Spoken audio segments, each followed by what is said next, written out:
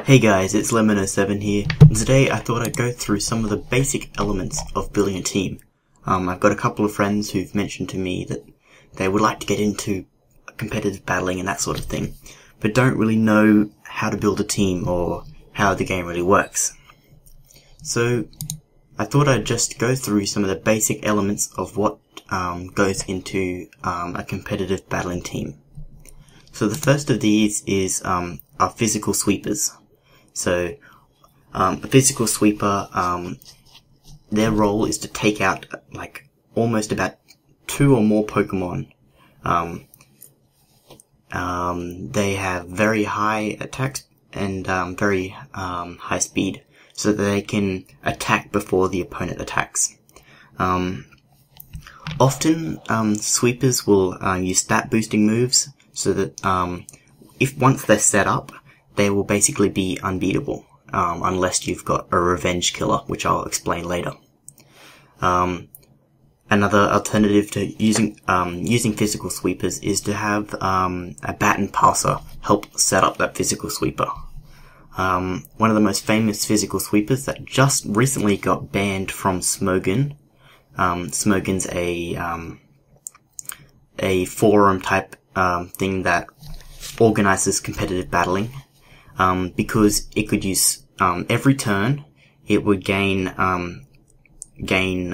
plus speed, and it could just use protect and automatically get a speed boost, and then use a move like high jump kick, and it would basically destroy every Pokemon when it was in its Mega Blaziken form. Next, after physical sweepers, is the special sweeper. Now I should distinguish between what a physical sweeper is and a special sweeper.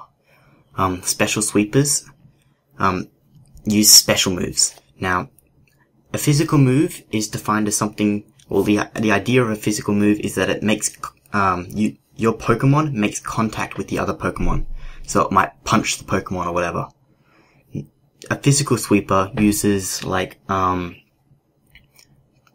it might breathe fire or something like that, and so it doesn't necessarily make contact with it doesn't physically make contact with it, and that's a special move. So that's important because Pokemon have a special defense stat and a defense stat. So if something has a very high special defense stat, you don't want to be using special moves against it, because they won't do a whole lot.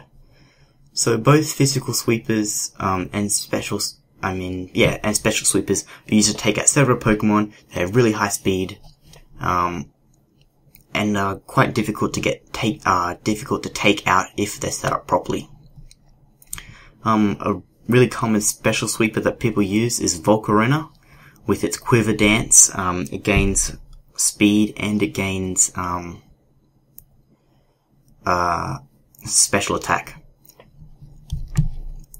Following on to after sweepers are the tanks. So a physical tank, again, is one that uses physical attacks, but it's different from a sweeper. They're a lot less fragile, and they resist attacks. So you could switch in with something like Steelix and then attack, as opposed to a sweeper, which would be very fragile if you switched it in to take out a Pokemon.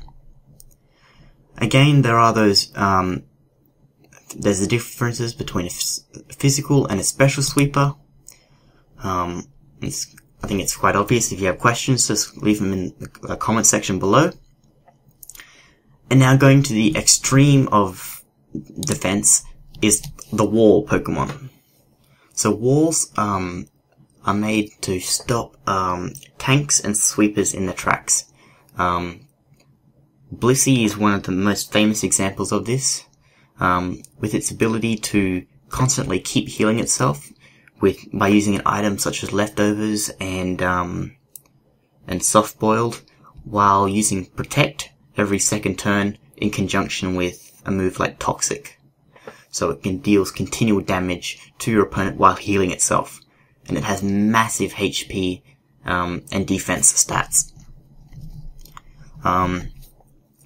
There are obviously, in the same way that there are a special and physical version of tanks and sweepers, there are variations upon special and physical walls.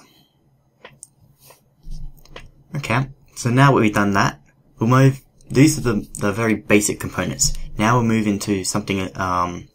These are more your support type Pokemon, as opposed to your main Pokemon or whatever. Now the first of these is the hazard Pokemon. So these use moves like Spore to put your opponents to sleep. So that's something like Smeargle does. Or they use Stealth Rock, such as Tyranitar, to put the field such that whenever your opponent switches Pokemon, that Pokemon automatically receives damage.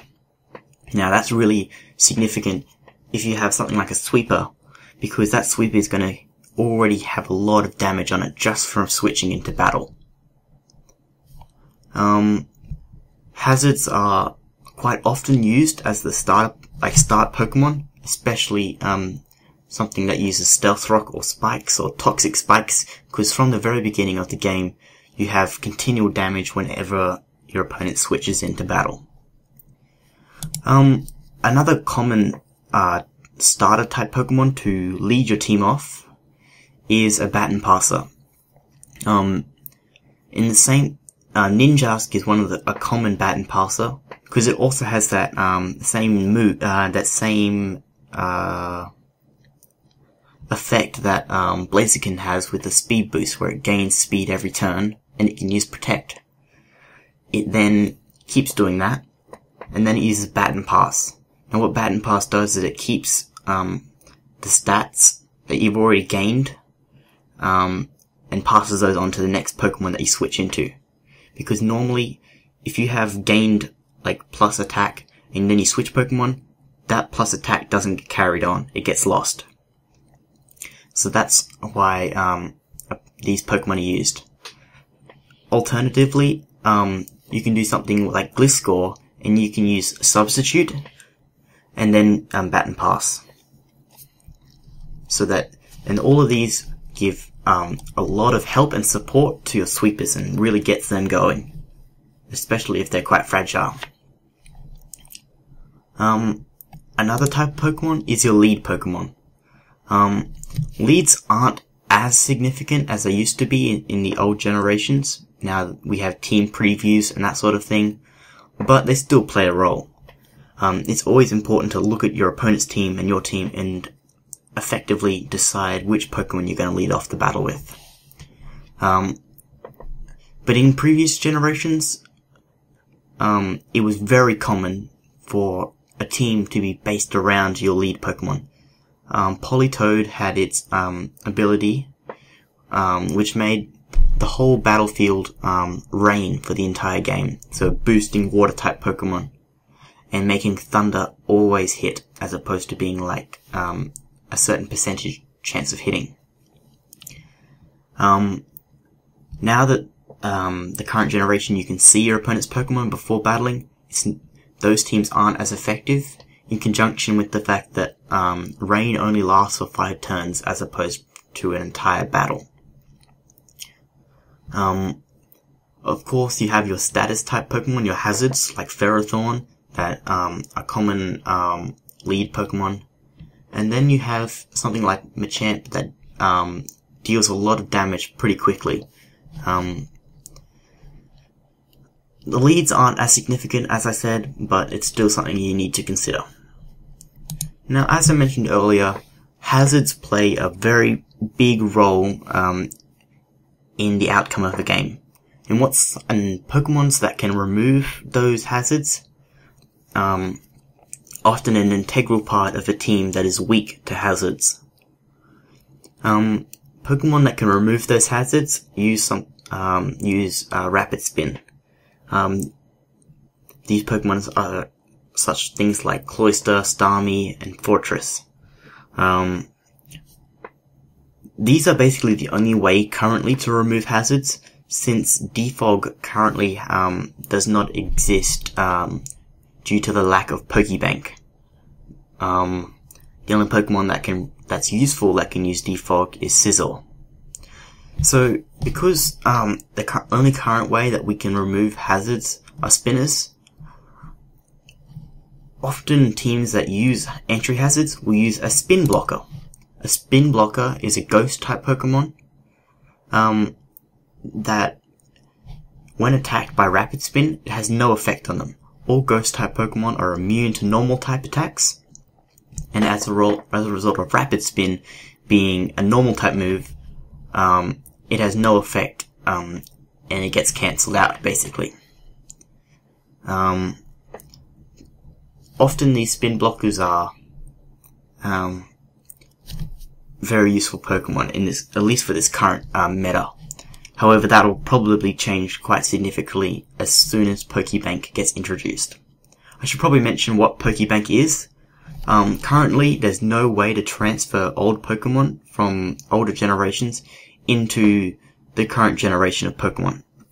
And as a result, certain moves, such as Defog, are not acquirable until Pokebank gets introduced. Pokebank is the way that you actually transfer these Pokemon. Another sort of attacking type Pokemon that I forgot to include earlier was a Revenge Killer. Revenge Kill Pokemon have either extremely high speed, something like Raichu and Arcanine, or they have a priority move. A priority move is a move that is guaranteed to hit your opponent first, unless they also use the priority move.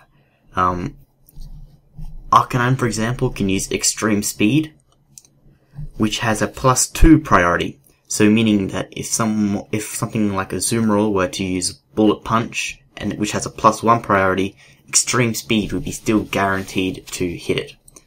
Now this is very useful if you've already dealt damage to your opponent's Pokemon, say that they're at a quarter of life left. These guys will come in and just finish those guys off. And finally, a Pokemon type that's not as common, but it can be used, is a Cleric Pokemon. These Pokemon heal your team by most commonly removing status effects. So if someone uses Spore and sets your Pokemon asleep, these guys will then be able to remove those status effects. Alright guys, that's pretty much it. If you guys think I've missed something, and make sure you say it down below in the comments. If you have any questions, just let me know. Thanks for watching, guys.